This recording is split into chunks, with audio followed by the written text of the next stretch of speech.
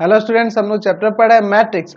पिछले वीडियो में हम लोग मैट्रिक्स के मल्टीप्लिकेशन से रिलेटेड प्रॉपर्टीज को देख रहे थे। चलिए नेक्स्ट प्रॉपर्टी देखते हैं, प्रॉपर्टी नंबर 4। प्रॉपर्टी नंबर 4, क्योंकि पिछले वीडियो में हम लोग 3 ही प्रॉपर्टीज देखे थे। तो चलिए नेक्स्ट प्रॉपर्टी देखते हैं, 4 नंबर। हम लोग इसमें बात करने वाले हैं मल्टीप्लिकेटिव आइडेंटिटी की। तो मैं यहाँ पे ऐसे भी लिख सकता हूँ, existence of multiplicative identity. Multiplicative identity. चलिए, तो प्रॉपर्टी नंबर 4 में आप ऐसे लिख सकते हो कि if A is a matrix, कैसा? m by n matrix. इसका ऑर्डर क्या है? m by n matrix. A क्या है? एक मैट्रिक्स है जिसका ऑर्डर क्या है? m बाई n है। अच्छा, देन जब हम लोग आइडेंटिटी मैट्रिक्स कह सकते हैं या इसे यूनिट मैट्रिक्स कह सकते हैं। इसका ऑर्डर हम लोग ले लेते हैं m और मल्टीप्लाई करते हैं किसके साथ? मैट्रिक्स a के साथ। तो हमें क्या मिलेगा? मैट्रिक्स a ही आएगा। और या फिर आप मैट्रिक्स a में मल्टीप्लाई कर दो आइडेंटिटी मैट्रिक्स और इसका ऑर्डर क्या लेंगे? n लेंगे। अब आप कहोगे कि सर आप यहाँ m और यहाँ n क्यों लिए? देखिए, आप मल्टीप्लिकेशन के अकॉर्डिंग सोचो। ये इससे मल्टीप्लाई करने के लिए इसका नंबर ऑफ कॉलम इसके नंबर ऑफ रो के इक्वल होना चाहिए। ठीक है, तो हम लोग जानते हैं कि आइडेंटिटी मैट्रिक्स जो होता है या यूनिट मैट्रिक्स जो होता है वह क्या होता है? एक स्क्वायर मैट्रिक्स भी होता है, यानी कि उसमें जितने रो होंगे उतने ही कॉलम होंगे। तो इसका m बाई m ऑर्डर है, तो इसमें नंबर ऑफ कॉलम m हुए और इसमें नंबर ऑफ रो कितना है? m है, इसलिए मैंने इसका ऑर्डर m लिया है। यहाँ पे मैंने n क्यों लिया है इसका ऑर्डर? तो देखो, a का नंबर ऑफ कॉलम n है, तो इसका नंबर ऑफ कॉलम इसके नंबर ऑफ रो के इक्वल हो जाए, इसलिए मैंने इसका ऑर्डर n लिया है। तभी ना ये दोनों डिफाइन होंगे। समझ गए? अब चलिए हम लोग इसका प्रूफ देखते हैं। यहां से हम एक और चीज सीखे हैं कि मल्टीप्लिकेटिव आइडेंटिटी जो होता है वह यूनिट मैट्रिक्स यानी कि आइडेंटिटी मैट्रिक्स होता है। मैट्रिक्स के मल्टीप्लिकेशन के लिए मल्टीप्लिकेटिव आइडेंटिटी कौन होता है? यूनिट मैट्रिक्स कहिए या फिर आइडेंटिटी मैट्रिक्स कहिए, यानी कि आई होता है। क्योंकि इसके साथ ऑपरेशन करेंगे मैट्रिक्स ए का, तो फिर हमें मैट्रिक्स ए ही मिल जा रहा है। मैट्रिक्स कैसा ऑपरेशन कर रहा है? मल्टीप्लिकेशन का, यानी मल्टीप्लाई कर रहे हैं, हमें फिर वही मैट्रिक्स मिल रहा है। इसका मतलब ये क्या हुआ? आपका मल्टीप्लिकेटिव आइडेंटिटी हुआ ना। तो चलिए हम लोग अब इसका प्रूफ देखते हैं। हम लोग यहाँ पे ले लेते हैं दोनों मैट्रिक्स को। लेट, यहाँ देखिए, आइडेंटिटी मैट्रिक्स को किस तरह से लेंगे? आइडेंटिटी मैट्रिक्स को इस तरह से लेंगे ना, 1 0 0, कहाँ तक? 0। डायगोनल वाले एलिमेंट 1 लेने होंगे, 0 1 0। नहीं, फिर आगे बढ़ के यहाँ पे 0 0 1, फिर इसके बाद आगे 0 रहेंगे, डॉट डॉट डॉट 0। अच्छा, फिर आगे इसी में बढ़ेंगे तो 0 0, ऐसे ही 0 आगे बढ़कर कहाँ है? लास्ट में क्या आ जाएगा? 1 आ जाएगा। ये क्या लेना होगा हमें? m बाई m ऑर्डर का एक यूनिट मैट्रिक्स लेना होगा। ये ना कह रहा है। अच्छा, दूसरा मैट्रिक्स A है, इसका ऑर्डर m बाई n लिए है, तो उस ऑर्डर के अकॉर्डिंग आप यहाँ क्या लिखो? A11 A12 A13, ये कहाँ तक चला जाएगा? A1n तक, A21 A22 A23 A2n तक, A31 A32 A33, ये आगे A3n तक। तो यहाँ आगे इस तरह बढ़ेंगे तो लास्ट वाला रो में क्या लिखेंगे? AM1 AM2 AM3 और यहाँ पर AMN। अब है ना, MN मल्टीप्लाई में नहीं, MN। ठीक है, और इसका ऑर्डर क्या होगा? इसका ऑर्डर क्या होगा? m by n। ठीक है, और यहाँ इसका ऑर्डर है m बाई m। देख रहे हैं ना, m बाई m। तो चलिए अब इन दोनों में मल्टीप्लाई करेंगे, तो मल्टीप्लाई कर सकते हो ना, इसका नंबर ऑफ कॉलम इसके नंबर ऑफ रो के इक्वल है। चलिए, तो जब इसमें आप मल्टीप्लाई करोगे, इन दोनों मैट्रिक्स में मल्टीप्लाई करोगे, यहाँ पे लिख देते हैं, इसका ऑर्डर m है, तो मल्टीप्लाई करोगे तो देखो क्या होगा। मल्टीप्लिकेशन के लिए आप क्या जानते हैं? हम लोग इसके एक रो को लेंगे और इसके एक कॉलम को। तो आप देखो इससे आप इससे मल्टीप्लाई करोगे तो ये 1 है, इससे मल्टीप्लाई करेंगे तो A11 आ जाएगा और बाकी सब 0 है, 0 के समझ लो ये सारे 0 ही हो जाएंगे। समझ गए ना बात को? ये A11 ही बचेगा। दूसरा वाला रो लेके आप जब इसमें मल्टीप्लाई करोगे तो ये 0 हो जाएगा, यहाँ 1 के साथ ये मल्टीप्लाई करेगा तो A21 यहाँ आएगा, बाकी सारे के सारे 0 हो जाएंगे। थर्ड रो लेंगे मल्टीप्लाई करके इसी तरह से, यहाँ आपका 1 है, ये A31 आएगा, बाकी सारे आपको 0 होंगे। ठीक है, इसी तरह से हम लोग आगे बढ़ेंगे तो ये AM1 आ जाएगा। समझ गए ना?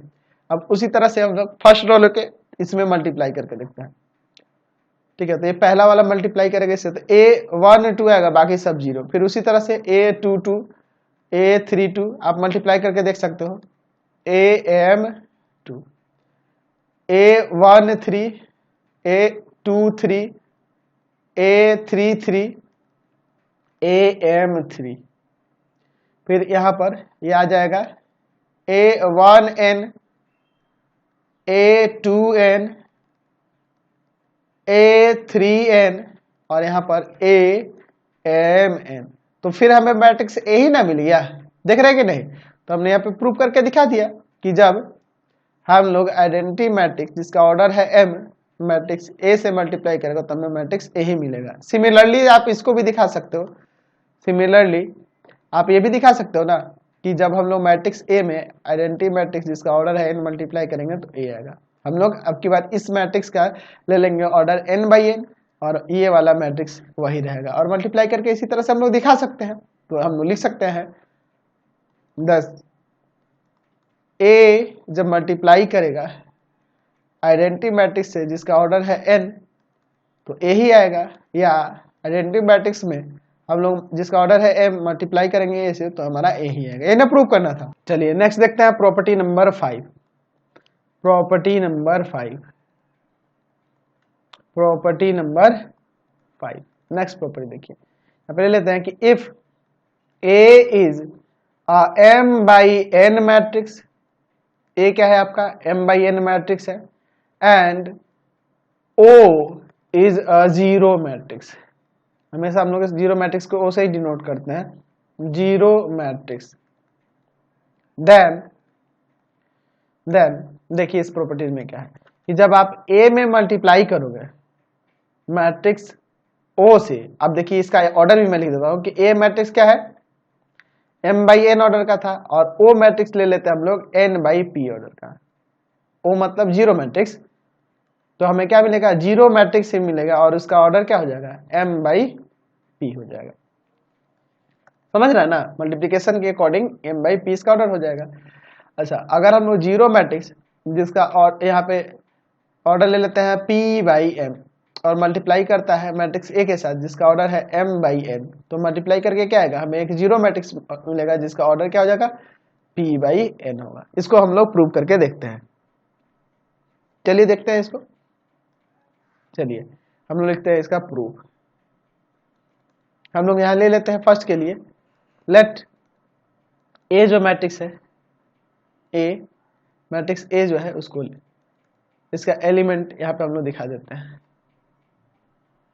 m/n ऑर्डर है तो इसमें हम लोग लेंगे A11 A12 A13, कहाँ तक चला जाएगा? A1n तक, A21 A22 A23 A2n तक, A31 A32 A33, कहाँ तक चला जाएगा? A3n तक। ऐसे ही आगे चल गए AM1 AM2 AM3 और यहाँ हो जाएगा आपका AMN, यही ना हो जाएगा AMN। इसको थोड़ा सा मैं क्लियर लिख देता हूँ, ठीक है? AMN, ध्यान से देखिए ये मैट्रिक्स हो गया ये। अच्छा, जीरो मैट्रिक्स जो है, जीरो मैट्रिक्स जो है इसमें देख रहे हैं n/p ऑर्डर है, n/p ऑर्डर है, तो सारे एलिमेंट इसमें 0 0 0 ही लेने होंगे। समझ रहे हैं ना? सारे एलिमेंट हमें इसमें 0 0 0 ही लेने होंगे। ध्यान से देखिए, क्योंकि जीरो मैट्रिक्स में हर एक एलिमेंट क्या होता है? 0 ही होता है। बस ऑर्डर आपको n/p कह रहा है तो n/p ले लेना होगा। सारे एलिमेंट 0 0 ही होंगे। ठीक है, इसका ऑर्डर है n बाई पी। अच्छा, इसका ऑर्डर क्या था, m बाई n। तो जाहिर सी बात है आप इन दोनों में मल्टीप्लाई करोगे तो क्या होगा, a जिसका ऑर्डर है m बाई n मल्टीप्लाई करेगा जीरो मैट्रिक्स से जिसका ऑर्डर है n बाई p। देखो आप डायरेक्ट मल्टीप्लाई करके देखो क्या होगा, पहले रो में पहले कॉलम से करोगे, फर्स्ट रो में पहले फर्स्ट कॉलम से, तो यहाँ पे क्या होगा, जीरो आएगा, सब मल्टीप्लाई करके जीरो, सब जगह जीरो ही आएगा, सब जगह जीरो ही आएगा। ठीक है, जीरो ही हमें मिलेगा, हर एक जगह जीरो ही आएगा मल्टीप्लाई करने पर, समझे ना बात को, जीरो ही आएगा, जीरो ही आएगा। ठीक है, यहाँ पे हमें जीरो ही मिलेगा और इसका ऑर्डर क्या होगा, तो m बाई पी ना हो जाएगा। तो ये आपका जीरो मैट्रिक्स हो गया जिसका ऑर्डर है m बाई पी। सिमिलरली आप सेकंड वाले को खुद प्रूव कर सकते हो, कोई दिक्कत नहीं है, इसके अकॉर्डिंग इसका यहाँ पे लिख देंगे कि p बाई m ऑर्डर है, या बस p बाई m लिख देना और इसको पहले और इसको बाद में लिख के हम लोग ऐसे मल्टीप्लाई कर देंगे, वो जीरो मैट्रिक्स हो जाएगा p बाई n ऑर्डर का। समझ गया, ये प्रूफ हो जाएगा सेकंड वाला। चलिए नेक्स्ट देखते हैं property number 6। Property number 6, property number 6 क्या है, हम लोग ऐसे लिख सकते हैं कि इफ a एंड b, दो मैट्रिक्स ले लेते हैं, b are matrix matrix matrix है, दो मैट्रिक्स है ना, तो मैट्रिक्स कर लेते हैं, मैट्रिक्स। ठीक है, ये दो मैट्रिक्स है, दो मैट्रिक्स है of order m by n and n by p respectively. ठीक है, यानी a मैट्रिक्स का ऑर्डर है m बाई n और b मैट्रिक्स जो है जिसका ऑर्डर है n बाई p। देन ध्यान से देखिएगा, पहला क्या है कि जब हम लोग a में मैट्रिक्स से मल्टीप्लाई करेंगे निगेटिव ऑफ b से, तो वह माइनस का a इंटू बी के इक्वल होगा। या फिर दूसरा हम लोग लेते हैं माइनस a में जब मल्टीप्लाई करेंगे b मैट्रिक्स से, ये माइनस में a इंटू बी के इक्वल होगा। ठीक है, या तो हम लोग मैट्रिक्स ए में बी के निगेटिव मैट्रिक्स से मल्टीप्लाई कर दें, या फिर निगेटिव ए के मैट्रिक्स के निगेटिव में जब हम बी से मल्टीप्लाई करें, दोनों कंडीशन में माइनस का ए बी ही आएगा। इसे हम लोग प्रूव करके देखते हैं। चलिए अब इसका प्रूफ देखते हैं इसका। तो यहां पर हमें ए मैट्रिक्स लेना होगा, लेट ए मैट्रिक्स जिसका एलिमेंट ए आई जे के फॉर्म में है और ऑर्डर है m बाई n। आपके क्वेश्चन में भी या थ्योरम प्रॉपर्टी में भी कह रहा है। दूसरा मैट्रिक्स भी लेते हैं जिसका एलिमेंट बी जे के फॉर्म में और इसका ऑर्डर है n बाई पी। ठीक है, तो अगर देखो हम दोनों के लिए बात करें तो a का निगेटिव मैट्रिक्स क्या होगा, तो हर एक एलिमेंट का निगेटिव कर देना होगा, A I J negative of A I J into, इसका ऑर्डर तो यही रहेगा m बाई n। चलिए, और इसका निगेटिव मैट्रिक्स, तो इसका हर एक एलिमेंट को निगेटिव कर देना होगा, जे के फॉर्म में इसका माइनस बी जे के फॉर्म में इसका एलिमेंट होगा, ऑर्डर होगा n बाई पी। ऑर्डर में कोई चेंज थोड़ी आएगा, नहीं आएगा। चलिए अब फर्स्ट के लिए बात करते हैं। हमें a में मल्टीप्लाई करना है मैट्रिक्स b के निगेटिव से। a मैट्रिक्स का है, ये रहा ए आई जे और इसका ऑर्डर है m बाई n। दूसरा निगेटिव ऑफ बी मैट्रिक्स ये रहा, तो इसको लिखते हैं माइनस का बी जे के और ऑर्डर है n बाई पी। तो अब आप इन दोनों में मल्टीप्लाई करोगे तो जो मैट्रिक्स आएगा वो किस तरह से होगा, तो यहाँ पे लिखेंगे sigma j equal to 1 to n, और यहाँ ए आई जे इंटू में minus negative of B J के और ऑर्डर हो जाएगा m बाई पी, यही ना हो जाएगा। चलिए, ये माइनस को हम लोग यहाँ भी लगा सकते हैं या उसको बाहर भी कर सकते हैं ना।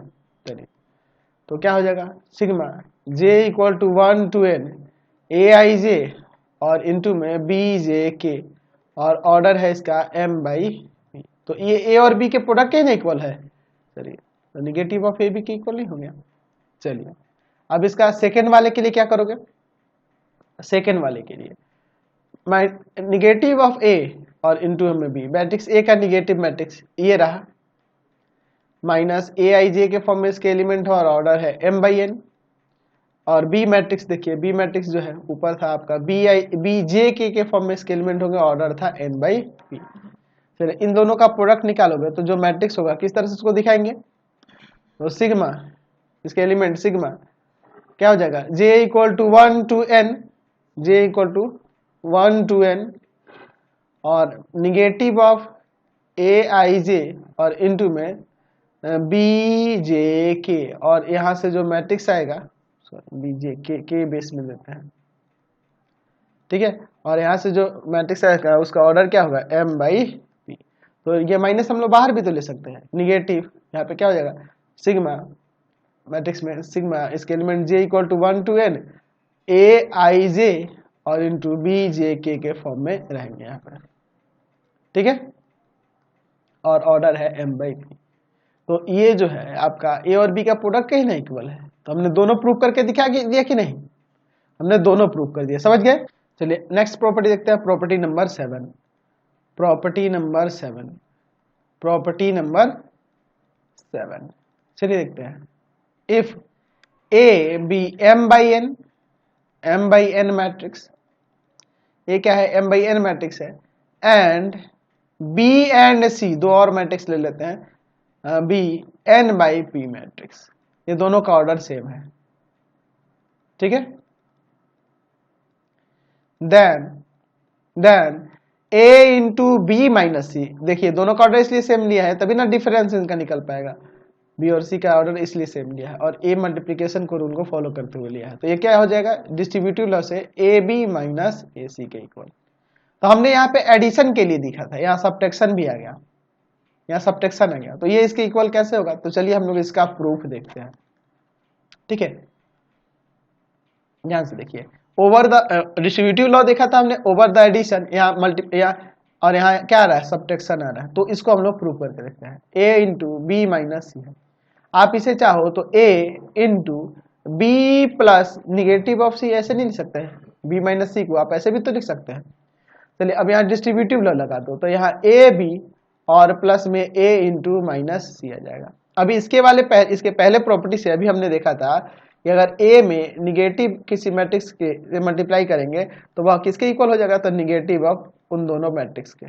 अभी हमने देखा था ना, ये देखा था अभी पिछले ही प्रॉपर्टी में, हम लोग लिख सकते हैं ए बी माइनस में ए सी, तो यही ना हमें प्रूव करके दिखा रहा था, हमने दिखा दिया, ये तो बहुत ही सिंपल तरीके से हो गया, समझ गए। चलिए प्रॉपर्टीज तो हमने देख लिया, अब प्रॉपर्टीज के अलावा हमें कुछ ऐसी एक्स्ट्रा एक्टिविटीज है उन सब पे भी ध्यान देना होगा। कभी कभी आपके क्वेश्चन में क्या देगा कि फाइंड करिए ए का स्क्वायर। ए का स्क्वायर का मतलब ये नहीं है कि मैट्रिक्स ए के हर एक एलिमेंट का आपको स्क्वायर कर देना है, ऐसा नहीं है कि अगर मान लो ये मैट्रिक्स दिया है तो इसके हर एक एलिमेंट का स्क्वायर कर देंगे तो आपका ए आ जाएगा, नहीं, आपको ए में ए से मल्टीप्लाई करना होगा, मैट्रिक्स ए में मैट्रिक्स ए से मल्टीप्लाई करेंगे, प्रोडक्ट करेंगे। तो आपको पता है कि कैसे प्रोडक्ट करना है इन दोनों मैट्रिक्स में, पता है ना, तो आप इसको प्रोडक्ट करके निकालेंगे, यानी कि जब भी ए स्क्वायर की बात करेगा तो ए इंटू ए करेंगे। अगर ए क्यूब के लिए कहेगा कि ए क्यूब फाइंड करिए, तो ए क्यूब फाइंड करने के लिए ऐसा नहीं है कि आप हर एक एलिमेंट का क्यूब कर दो, नहीं, आप पहले ए स्क्वायर फाइंड करोगे ए इंटू ए करके और फिर ए स्क्वायर में ए से मल्टीप्लाई कर दोगे। अगर आपको ए का पावर 4 कहे तो आप क्या करना, ए स्क्वायर पहले निकाल लेना और फिर ए स्क्वायर इंटू ए स्क्वायर कर देना, या फिर हम लोग ए स्क्वायर निकाल कर पहले ए क्यूब निकाल लेंगे और फिर हम लोग ए क्यूब में ए से मल्टीप्लाई कर देंगे, ऐसे भी आप देख सकते हैं, ठीक है।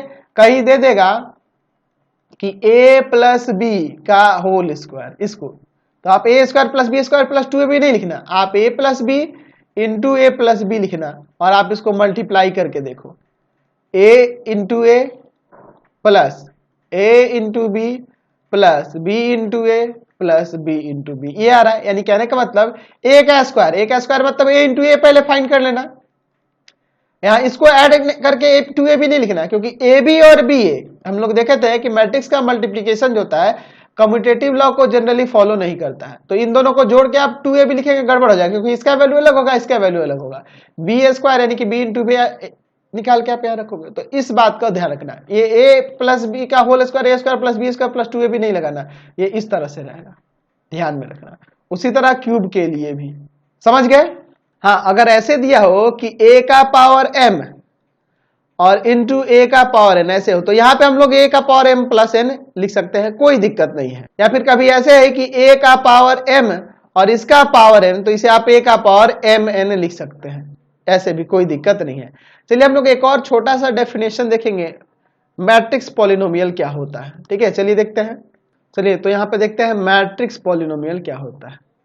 मैट्रिक्स पॉलिनोमियल, पॉलिनोमियल, ठीक है, मैट्रिक्स पॉलिनोमियल देखते हैं क्या होता है matrix polynomial.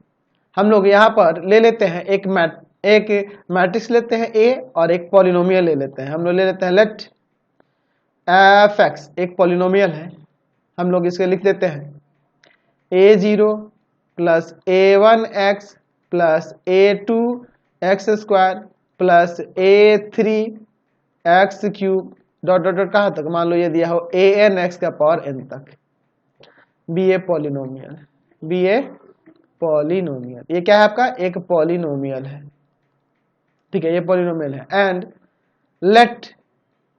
Late A be a square matrix, A को हम लोग एक स्क्वायर मैट्रिक्स मान लेते हैं। कोई ऑर्डर ले लेते हैं of order n, of order n।